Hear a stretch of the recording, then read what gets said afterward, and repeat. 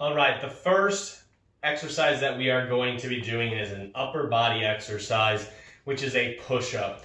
I know push-ups can be pretty difficult for a lot of people, so that's why I'm going to be modifying these push-ups in 4 different ways, and a lot of these ways you can use and combine to make them even easier.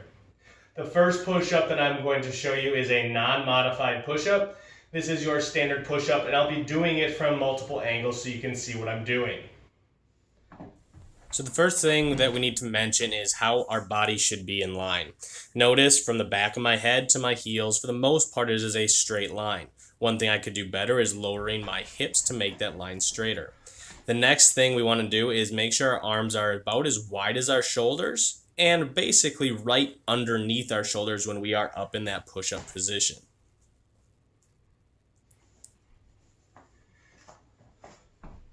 We shouldn't see our behinds really high in the air, looking like a camel. And we shouldn't see our hips dropping to the floor when we do our push-ups, looking like a seal. Make sure that your body is straight.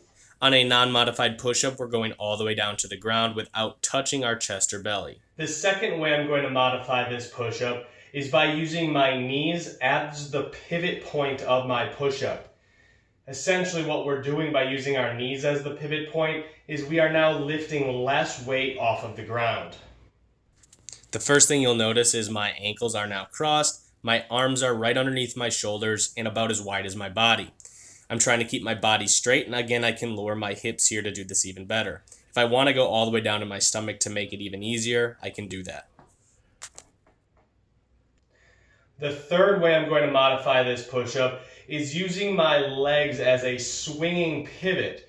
That swinging motion will help me lift my body off the ground with less force generated by my arms.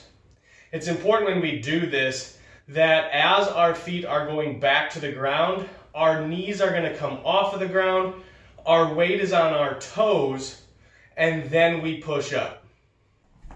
As I get down into this position, I'm going to swing my legs to show you what that looks like, and my knees will come off of the ground. This is going to be important so that we use our feet as our pivot point, not our knees. So again, it's going to be heels up, toes down, push up. You need to make sure as your toes are hitting that you are starting the push, otherwise the momentum will not help you get off the ground. This will take some practice and some coordination. Finally, the last thing we're going to do is we're going to talk about what we can do with our arms to make it a little bit easier. In this method, we are going to start on our belly and we are going to lift our arms off of the ground. Then as we push down, again, we are creating more force and momentum into our push, which will help us get off the ground.